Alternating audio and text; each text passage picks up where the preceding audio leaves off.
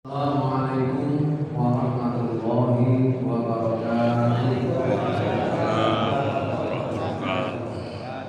Innal hamdalillah nahmaduhu wa nasta'inuhu wa nastaghfiruh wa na'udzu billahi min shururi anfusina wa min sayyiati a'malina. May yahdihillahu fala mudilla lahu wa may yudlilhu fala hadiya lahu. Asyhadu an la ilaha illallah wahdahu la syarika lah wa asyhadu anna Muhammadan abduhu wa rasuluh. Allahumma shalli wa sallim wa barik ala nabiyyina Muhammad wa ala alihi wa ashabihi ajma'in, amma ba'du. Ibadallah, usikum wa nafsi bi taqwallah faqad fazal muttaqun. Bapak Ibu dan seluruh jamaah Masjid As-Sakinah Perum Mojokerto Indah, Mojokerto, Kota Kediri, Jawa Timur, Indonesia, yang semoga Allah senantiasa memberikan limpahan nikmat dan karunia-Nya. Puji syukur alhamdulillah selalu kita panjatkan kehadirat Allah Subhanahu wa taala atas limpahan karunia-Nya. Shalawat dan salam mudah-mudahan selalu tercurah kepada junjungan kita Nabi Muhammad sallallahu alaihi wasallam. Hari ini hari Sabtu tanggal 10 Ramadan 1447 Hijriah. Ada juga yang 11 Ramadan bertepatan dengan tanggal 28 Februari 2026 Miladiah.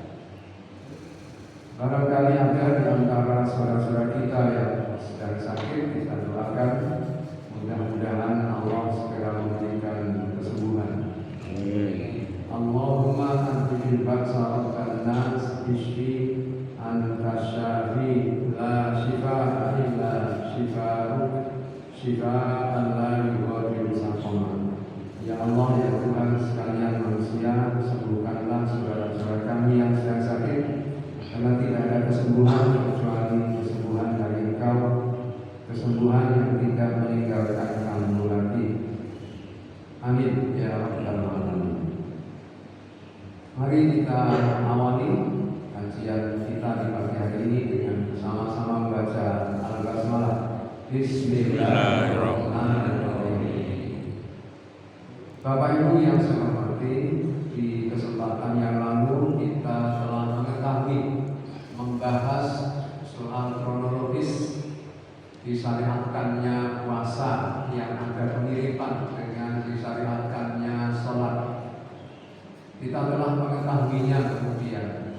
Bahkan ada satu ayat yang kemarin sangat istimewa yang merupakan kabar gembira bagi kita semuanya. Di dalam rangkaian ayat-ayat yang dijadikan dasar disyariatkannya puasa itu, yakni surah Al-Baqarah ayat 183 hingga 187, itu di 186-nya itulah kabar gembira bagi kita.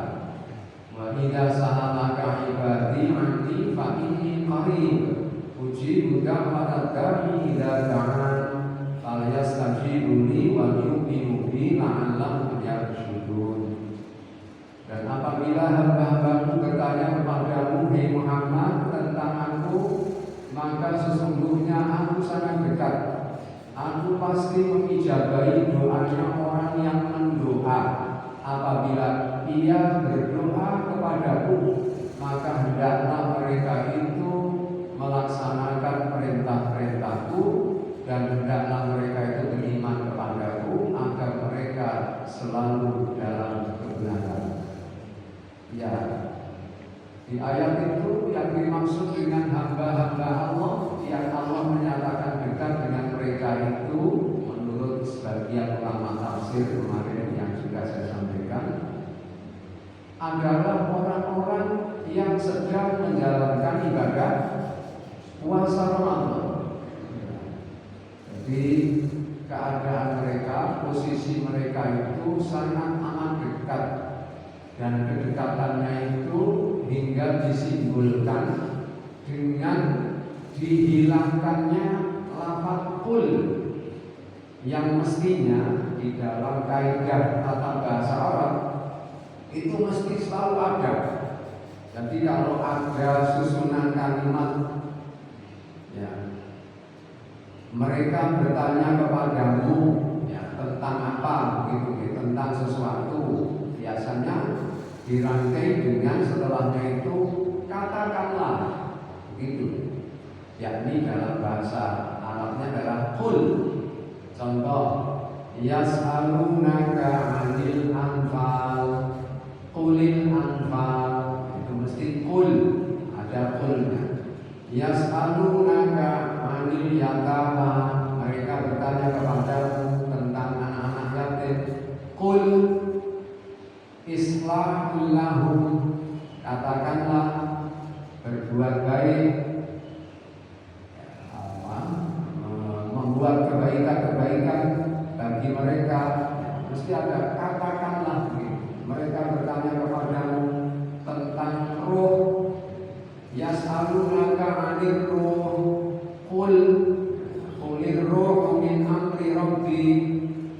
Mereka bertanya kepadamu tentang roh. Apa itu roh? Katakanlah, begitu. Tapi di ayat 186 surah Al-Baqarah tadi itu, wa idza sa'alaka ibadi anni, mestinya kemudian fakul ini qarib, mestinya begitu, ada kulnya. Tetapi oleh Allah ditiadakan kulnya, ya. Mengapa? Tujuannya adalah supaya tidak ada pembatas, tidak ada sekat. Walaupun hanya sekedar lafaz kul, maka aku hilangkan kul itu. Padahal mestinya itu harus ada, tetapi aku tiadakannya supaya tidak ada lagi sekat antara aku dengan hamba-hambaku. Maka kemudian Allah menjanjikan untuk hamba-hambanya itu, uji buddha watadahi ila da'an. Aku pasti mengijabahi doanya orang yang mendoa apabila dia berdoa kepadaku. Da'ani, aku pasti akan mengabulkan doa-doa hamba-hambaku itu. Syaratnya adalah dia harus berdoanya hanya kepada, tidak kepada selain, tidak kepada berhala, tidak kepada kuburan, tidak kepada apa lagi, pohon besar, tidak kepada matahari, tidak kepada Nyi Roro Kidul, dan lain sebagainya. Jadi Allah menjanjikan pasti dijabai. Oleh sebab itu Bapak Ibu, mestinya kita memanfaatkan kesempatan itu untuk banyak meminta kebaikan kepada Allah. Baik, itu yang kemarin kita pernah selesaikan yang kemarin. Kita akan membahas soal yang lain, tetapi masih ada kaitannya dengan soal ini. Yakni kita masih akan membahas mengenai rangkaian ayat-ayat yang dijadikan dasar disyariatkannya puasa ini, yakni ayat yang ke-183-nya. Ini pembahasannya harus runut. Setelah kemarin kita mengetahui secara global, secara umum, kronologis disyariatkannya puasa, maka sekarang kita akan mencoba untuk menggali lebih dalam ayat yang ke-183-nya. Ya ayyuhalladzina amanu kutiba alaikumus shiyam kama kutiba alal ladzina min qablikum la'allakum tattaqun. Wahai orang-orang yang beriman, diwajibkan atas kalian puasa sebagaimana diwajibkan atas orang-orang sebelum kalian agar kalian bertakwa. Ada 3 poin penting yang mestinya kita perhatikan, kita cermati di dalam satu ayat ini. Yang pertama, poin pertama adalah sapaan Allah kepada hamba-hambanya. Ya ayyuhalladzina amanu, wahai orang-orang yang beriman. Buya Hamka yang menyusun kitab tafsir Al-Azhar, saya membaca bagaimana beliau menerangkan pentingnya kita memperhatikan lafaz ya ayyuhalladzina amanu. Nampaknya beliau ini mengutip apa yang merupakan pernyataan dari Abdullah bin Mas'ud radhiyallahu anhu. Ya, kata Abdullah bin Mas'ud bahwa apabila kamu membaca Al-Quran dan menjumpai lafaz ya ayyuhalladzina amanu, maka pelototilah. Ya. Apa pelototi itu? Soalnya pentelonon. Nggih, terus ya. Mau kita lihat itu terus sama siapa. Jadi pentelonon. Karena kata Ibnu Mas'ud, karena Allah akan memberikan bimbingan kepadamu. Bisa jadi bimbingan itu berupa perintah, dan apabila berupa perintah maka laksanakanlah. Dan bisa jadi bimbingan itu berupa larangan, maka jika larangan jauhilah. Misalnya kamu akan mendapatkan kebaikan-kebaikan. Nampaknya ini dikutip oleh Buya Hamka di dalam karya tafsirnya Al-Azhar.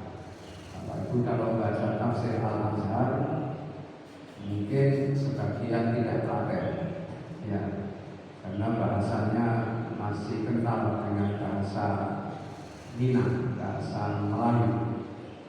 Terkadang diselipkan pantun-pantun, ya. Tapi bagi orang tertentu justru menikmati, ya, indah, rasa indah membaca. Ya, jadi beliau mengutip ini, perhatikanlah, niscaya kamu akan mendapatkan kebaikan yang banyak. Allah menyapa hamba-hambanya sebelum memberikan perintah atau menyampaikan larangannya. Ini menjadi penting, dan sapaannya adalah sapaan yang baik, sapaan yang menyejukkan. Hei orang-orang yang beriman. Meskipun sesungguhnya yang diajak bicara itu adalah belum tentu orang yang beriman senyenengin. Ada mungkin rotok beling. Dan kemudian Allah menyapanya, wahai orang-orang yang beriman sing rotok beling. Nah, tidak begitu. Tapi disapa secara umum saja. Hei orang-orang yang beriman. Atau hei orang-orang sing rotok sing pisan. Beda dengan kita, kalau negur orang kan terkadang malah semuanya di olok-olok dulu. Apa biasanya? Plek. Tidak boleh. Tidak boleh. Jadi kalau mau mengajak kepada kebaikan, contoh kita contoh apa yang difirmankan oleh Allah. Meskipun orang yang bergede, jangan kemudian bergede. Ya, siapapun tidak akan mau. Pasti lebih dulu menolak maaf. Tapi Allah tidak. Allah menyatakan, hei orang-orang yang beriman, meskipun keimanannya belum sempurna. Karena Allah tidak menggunakan redaksi hei orang-orang mukmin, tidak, atau ya ayyuhal mukminun, tidak, ya, tetapi ya ayyuhalladzina amanu. Ini tentu berbeda redaksi ya ayyuhalladzina amanu dengan ya ayyuhal mukminun. Ya, kalau Allah menggunakan ya ayyuhal mukminun, itu berarti keimanannya sempurna, harus sempurna. Ya. Sama bedanya dengan istilah orang yang bernyanyi dengan penyanyi. Itu nomornya. Orang yang bernyanyi mungkin sedang karaoke megang mic lalu nyanyi nopo sing populer di lagu ini. Meskipun suaranya itu sumbang, suaranya paras, jangan tunggu lama-lama misalnya, gak enak di rumah ini. Tapi itu sudah bisa disebut sebagai orang yang bernyanyi, meskipun ramelan nyanyi. Itu disebut sebagai orang yang bernyanyi. Mungkin apal kait-kaitnya, suaranya juga mungkin merdu, tetapi tidak sesuai nadanya. Suaranya enak, tapi mulai enak lega nyanyi. Meskipun begitu, tapi dia masih tetap bisa disebut sebagai orang yang bernyanyi. Tetapi belum tentu penyanyi. Tapi kalau sudah disebut sebagai penyanyi, maka berarti penyanyinya sudah ahli, sudah profesional, pasti enak di sini.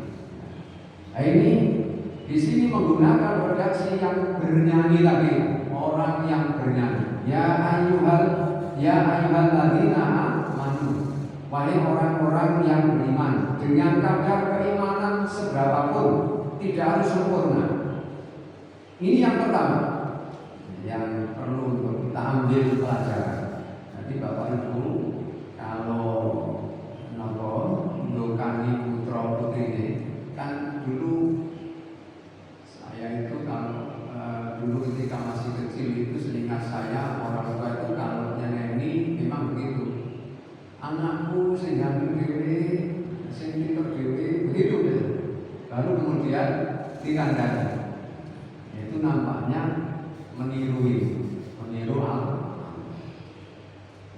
Tapi nampaknya orang-orang sekarang kurang memahami tata cara mendidik anak-anak kita itu. Pentingnya menyapa dengan sapaan yang menyejukkan, yang menarik, yang enak didengar oleh telinga dan enak dirasakan oleh hati. Itu kurang menyadari pentingnya. Oleh sebab itu Bapak Ibu, ini mestinya kita coba. Itu yang pertama, poin yang pertama. Poin yang kedua, ayat ini menggunakan bentuk kata kerja pasif. Kutiba alaikumus syiyam kama kutiba alal ladzina min qablikum. Kutiba itu kalau diterjemahkan diwajibkan. Kata pasif, kata kerja pasif. Dan ada kata kerja pasif, ada kata kerja aktif. Kata kerja pasif ditandai dengan di, awalan di dan akhiran apa? Kan. Ya. Kalau aktif itu awalannya me, akhirannya kan. Mewajibkan. Kalau ini diwajibkan. Mengapa Allah menggunakan kata pasif, kata kerja pasif? Mengapa tidak menggunakan kata kerja aktif? Mengapa Allah tidak terang-terangan, aku mewajibkan atas kalian puasa? Kok menggunakan telah diwajibkan atas kalian puasa? Kok diwajibkan? Ya meskipun para ulama sepakat bahwa yang mewajibkan puasa itu adalah Allah. Ini menurut pemahaman para ulama tafsir bahwa Allah hendak mengajak hamba-hambanya ini untuk memikirkan betapa manfaat puasa itu sangat banyak. Hingga saking banyaknya itu mestinya umpama Allah tidak mewajibkan, mestinya dirinya sendirilah yang mewajibkan. Puasa itu manfaatnya banyak. Dari sisi kesehatan itu tidak kurang dari, kalau menurut informasi dari Halodoc itu yang di website Halodoc itu ada tidak kurang dari 12 atau 13 manfaat. Ya, bisa mengontrol sirkulasi unsur-unsur makanan yang ada di tubuh kita, ya, juga menetralisir detoksin racun, ya, dan lain sebagainya. Banyak sekali. Juga bisa menimbulkan ketenangan. Jadi akibat dari kegiatan fisik tadi itu kemudian akan menimbulkan ketenangan pada diri orang tersebut akibat melaksanakan puasa. Banyak, ada kurang dari 12 atau sampai 13. Belum lagi dari sisi agama, ya, spiritual. Dari sisi spiritual banyak manfaat-manfaatnya. Puasa bisa untuk mendekatkan diri kepada Allah. Puasa bahkan di tempat-tempat tertentu, puasa sebagai sarana unjuk rasa, demo. Karena ada orang melakban mulutnya atau bahkan dijahit mulutnya, itu untuk demo, untuk protes, biasanya begitu. Dan masih banyak lagi di kalangan umat-umat beragama yang lain, itu digunakan untuk mendekatkan diri kepada Tuhan. Ada poso rawat, poso putih, poso ngeblek.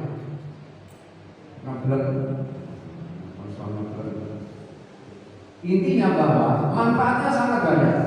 Oleh sebab itu Allah menggunakan kata kerja kutiba, diwajibkan atas kalian puasa, yakni perkara yang diwajibkan adalah sesuatu yang sangat amat banyak manfaat. Itu poin yang kedua.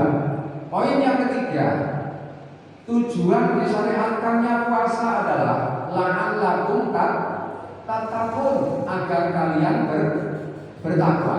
Nah ini goalnya sebenarnya di situ.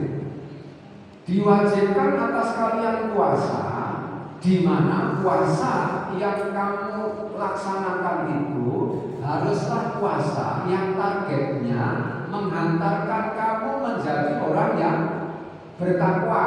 Maksudnya begitu. Artinya di dalam syariat ini mengandung PR bagi kita. PR-nya apa? Yaitu upaya kita menjadikan puasa itu menghantarkan kita untuk berpredikat apa? Takwa. Bagaimana caranya supaya puasa kita ini menjadikan kita orang yang bertakwa? Itu menjadi PR kita. Ya. Sebagaimana perintah sholat. Ya. Sholat itu kan wa aqimis sholat, inna sholata tanha 'anil fahsya'i wal munkar. Dan dirikanlah sholat, di mana sholatmu itu adalah sholat yang bisa mencegahmu dari perbuatan keji dan munkar. Bagaimana mengupayakan sholat kita itu agar bisa mencegah kita dari perbuatan keji dan munkar? Ya, setidaknya harus menghayati bacaan-bacaan dalam sholat itu. Karena kalau tidak, ya tidak akan, sholatnya tidak akan mencegahnya dari perbuatan keji dan munkar. Mustahil sholat yang dilaksanakan ketika sholatnya itu menyusun program, ya, atau mencari barang hilang dalam sholat sampai ketemu, sing barang hilang ini sampai ketemu, ya juga ketemunya waktu dalam sholat. Nanti mau uji mau itu dalam sholat. Allahu Akbar sambil ingat-ingat barang hilang.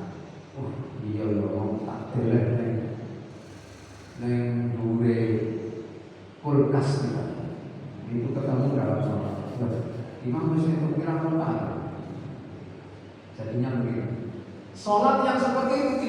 bisa mencegah dari perbuatan keji dan munkar. Artinya apa? Ya, sholat kita harus kita pahami, kita hayati dan kita amalkan. Apa-apa yang sudah kita peroleh pemahamannya dari bacaan-bacaan di dalam sholat itu, kemudian kita terapkan dalam kehidupan sehari-hari. Demikian pula puasa. Puasa yang meskipun Bapak Ibu sudah berupaya untuk tidak makan, tidak minum, tidak berhubungan suami istri mulai dari terbit fajar hingga terbenamnya, itu sudah sah sebagai puasa memang. Ya, ibadah puasanya sudah sah. Tetapi apakah puasa yang seperti itu sudah menjamin orang ini menjadi orang yang bertakwa? Belum tentu. Apabila masih juga belum meninggalkan perbuatan-perbuatan yang sia-sia, perbuatan-perbuatan yang mengandung dosa, masih suka merasani orang lain, masih berdusta, masih menyakiti hati saudaranya. Tentu puasa seperti ini tidaklah akan mengantarkan menjadi orang yang bertakwa. Nah, berarti puasa tidak cukup dengan hanya menggugurkan kewajiban tadi itu. Makanya Rasulullah pernah bersabda, betapa banyak orang yang berpuasa tetapi hanya memperoleh apa? Lapar dan dahaga. Karena memang belum memahami makna puasa yang sesungguhnya. Oleh sebab itu Bapak Ibu, penting kiranya kita memetik, mengambil nilai-nilai ketakwaan itu di dalam kita menjalankan puasa. Apa nilai-nilai takwa yang bisa kita ambil dari pelaksanaan puasa itu? Satu, Bapak Ibu, di dalam menjalankan puasa yang harus dipahami adalah puasa itu kan mengajarkan kepada kita kejujuran, ya. Karena sebenarnya ibadah puasa itu adalah ibadah yang urusannya hanya antara diri masing-masing kita ini dengan Allah. Bapak Ibu tidak tahu, meskipun di hadapan Bapak Ibu saya tidak makan, tidak minum, memiliki untuk meja ibu terima, kan jelas di hadapan Bapak Ibu, oh ini Pak Ahmad ini jelas ini poso ini. Tapi kan Bapak Ibu betul perso. Kalau saya di rumah buka kulkas, buka tok. Umpama saya makan minum, ya, kan nggak tahu juga.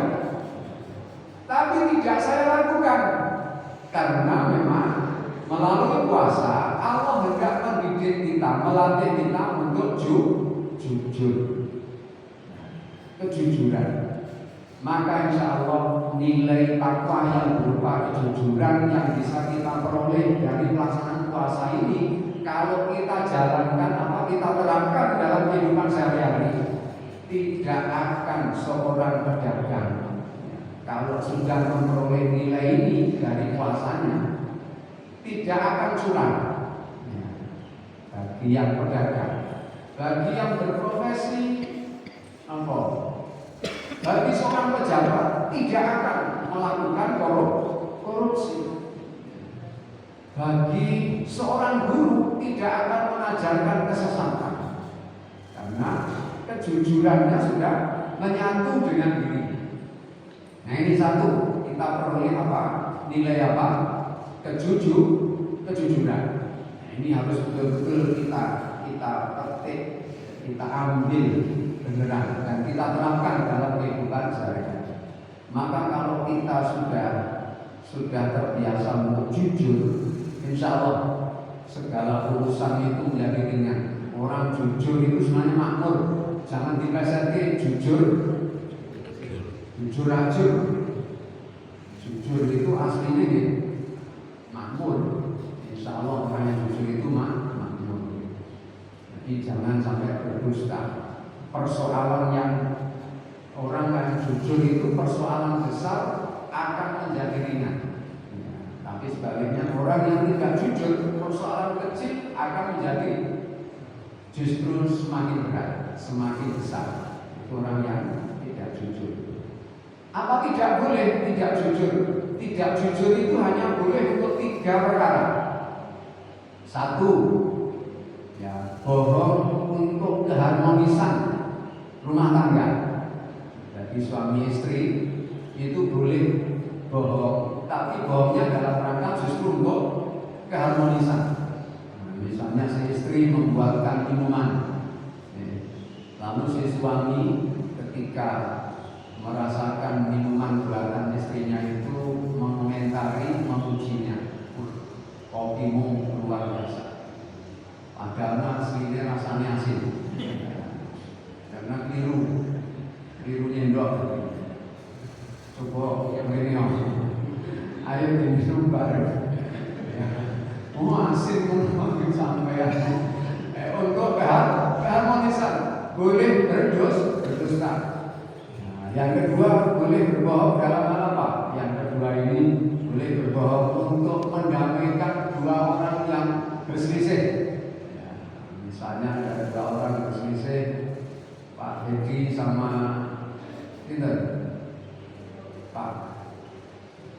Pak Heru. Nah, misalnya, satu misalnya, datangi salah satu, Pak Hedi, Pak Heru, kalau ini kepanggil pulau ceritanya kok kirose jalu boten panggil panjenengan kangen ingat. Ini boleh, ya, boleh. Padahal ketemu ya apa meneh ngomong. Sebaliknya begitu mendatangi Pak Herunya, Pak Heru dikatakan, Pak Heru aku ketemu Pak Hedi cerita ini, muji-muji sampean. Oh iya toh, masing-masing akhirnya merasakan tiba-tiba anggap aku nyandung Dewi ora tiba-tiba. Akhirnya dua-duanya ingin mendatangi, mengunjungi rumahnya masing-masing. Oleh-oleh. Ya, ternyata Trisima enggak ada. Akhirnya orang situ tiga ini. Soalnya Trisima. Akhirnya boleh berbohong untuk mendamaikan 2 orang yang berselisih. Baik, yang ketiga adalah berbohong itu boleh dalam hal apa? Siasat perang. Siasat perang boleh. Jadi misalnya kita berperang dengan musuh-musuh kita, musuh-musuh Islam, ya. Lalu kita pura-pura misalnya membelot balik ke belakang, tapi sesungguhnya dalam rangka untuk menjebak mereka, memasukkan mereka dalam perangkap siasat perang kita. Itu boleh. Hanya 3 itu yang boleh. Selebihnya tidak boleh berdusta selain di 3 masalah. Baik. Yang kedua, nilai takwa yang bisa kita ambil dari pelaksanaan puasa kita ini adalah nilai kesabaran. Tadi yang pertama itu kejujuran, yang kedua ini kesabaran. Di dalam puasa kita dididik, dilatih untuk bersabar, menunggu mulai dari terbit matahari hingga terbenamnya. Kita tidak boleh makan minum, sabar menunggu sampai bolehnya makan minum. Ya, meskipun di tengah hari terasa, mungkin sedang membuka WA ada postingan video, anak wong gawe napa es campur rasanya koyo mulut ini kelametan, tapi sabar menahan diri ya sampai terbenamnya matahari. Bahkan Rasulullah SAW pernah membimbing kita, apabila kamu dijak tukaran katakanlah ini so'im, sesungguhnya aku puasa. Jadi apabila ada orang yang ngejak tukaran, maka katakanlah ini so'im, aku sedang melaksanakan puasa. Sabar. Bahasa aslinya adalah self control, pengendalian diri. Kita dilatih untuk mengendalikan diri kita. Insya Allah kalau nilai kesabaran ini diperoleh dari puasa itu, siapapun dia akan tidak mudah meluapkan amarahnya ketika melihat sesuatu atau mengalami sesuatu yang tidak sesuai dengan keinginannya. Ya, jadi bisa mengendalikan dirinya, bisa mengontrol emosinya. Nah ini yang kedua, nilai yang kedua. Bahkan Rasulullah pernah bersabda, as-shaumu nisfus sabri was-sabru nisful iman. Ya, puasa itu separuh dari kesabaran, dan kesabaran itu separuh dari iman. Itu nilai yang kedua. Nilai yang ketiga adalah dari puasa kita dilatih untuk berempati. Apa empati? Ikut merasakan, ya, ikut merasakan apa yang dirasakan oleh orang lain.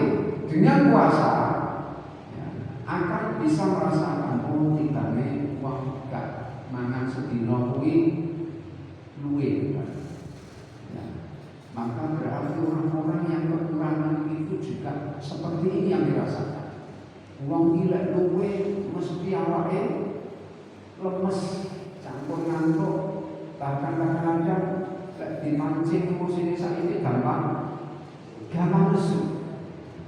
Jadi akan bisa merasakan, turut merasakan apa yang dirasakan oleh orang lain. Bahkan Allah dan Rasulullah itu memerintahkan kita, menganjurkan kita di bulan Ramadan ini agar kita memperbanyak infak sedekah, bahkan juga ada zakat fitrah.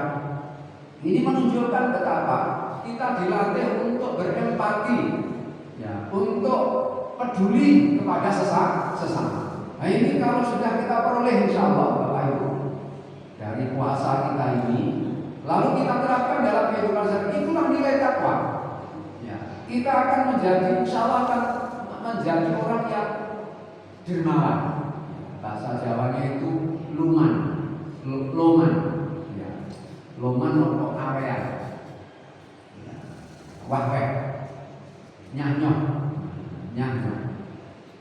Akan menjadi orang yang dermawan, sehingga ringan tangan kita itu. Nyoh, ada punya sesuatu yang nampaknya sangat dibutuhkan oleh orang lain, nyoh. Jadi tidak tidak terjangkiti penyakit apa? Kikir. Ini yang ketiga. Yang keempat, nilai dari kita melaksanakan puasa yang merupakan bagian dari ketakwaan itu tadi, ya, targetnya dalam alam takwakul itu adalah nilai istiqomah, ya, di mana kita ini sudah dilatih berulang-ulang setiap hari selama satu bulan. Ini mestinya kemudian membangun teguh pendiriannya atau meneguhkan pendiriannya. Artinya bahwa kita sudah dilatih untuk selalu berbuat baik dan berulang-ulang, yakni berpuasa itu dan kemudian termasuk melaksanakan ibadah tarawihnya, baca Al-Qur'annya, berinfaknya, bersedekahnya dan sebagainya. Itu adalah semua kebaikan-kebaikan. Dan kita dilatih terus-menerus selama satu bulan itu. Maka mestinya kemudian akan meneguhkan pendirian, menjadi orang yang mempunyai prinsip hidup. Orang kalau sudah begini, ya, istiqomah, bahasa asingnya adalah konsistensi. Orang kalau sudah mempunyai nilai konsisten, orangnya konsisten dalam kehidupan, maka insya Allah tidak mudah goyah, tidak mudah dirayu oleh gemerlap dunia demi untuk meninggalkan kebaikan-kebaikan. Ya. Nah ini 4 nilai ini setidaknya yang bisa kita ambil dari kita melaksanakan puasa, dari nilai-nilai takwa tadi. Insya Allah Bapak Ibu, jika nilai-nilai ini kemudian kita terapkan dalam kehidupan sehari-hari, ya itulah target la'allakum tattaqun itu akan terwujud. Ya. Oleh sebab itu Bapak Ibu yang saya hormati, saya mengajak Bapak Ibu untuk mari kita di dalam menjalankan ibadah-ibadah makhluk kita kita sudah berniat ikhlas karena Allah. Tetapi target kita jangan hanya sebatas menggugurkan kewajiban kita sebagai seorang muslim, tapi kita juga mengambil hikmah-hikmahnya tadi. Kita ambil nilai-nilainya. Dari sholat, nilai-nilai apa yang bisa kita ambil demi untuk kemudian sholat kita tadi itu bisa mencegah kita dari perbuatan keji dan mungkar itu apa. Dari puasa kita, nilai-nilai apa yang bisa kita ambil supaya menghantarkan kita menjadi orang-orang yang bertakwa. Nah, ini menjadi penting. Ya. Saya kira ini Bapak Ibu yang dapat saya sampaikan. Nah, ini sudah titik berarti menunjukkan apa ini? Jam terbit, ya. Jam terbit matahari. Sampai ke sini dulu. Mudah-mudahan kita bisa mengambil nilai-nilai ketakwaan melalui pelaksanaan puasa kita ini, sehingga kita bisa dihantarkan oleh puasa kita ini menjadi orang-orang yang bertakwa. Insya Allah kalau kita di posisi bertakwa, segala sesuatu yang keluar, ya, yang teraktualisasikan dari diri kita ini selalu kebaikan-kebaikan. Dan itu akan menguntungkan tidak hanya untuk diri pribadi kita, tetapi untuk siapapun yang ada di sekitar kita. Dan itulah targetnya puasa yang ditetapkan oleh Allah. Mudah-mudahan, amin ya rabbal alamin. Demikian, mohon maaf atas segala kekurangan dan kesalahan. Kita akhiri dengan bacaan subhanakallahumma wa bihamdik asyhadu an la ilaha illa anta astaghfiruka wa atubu ilaik. Walhamdulillahi rabbil alamin. Wassalamualaikum warahmatullahi wabarakatuh. Waalaikumsalam.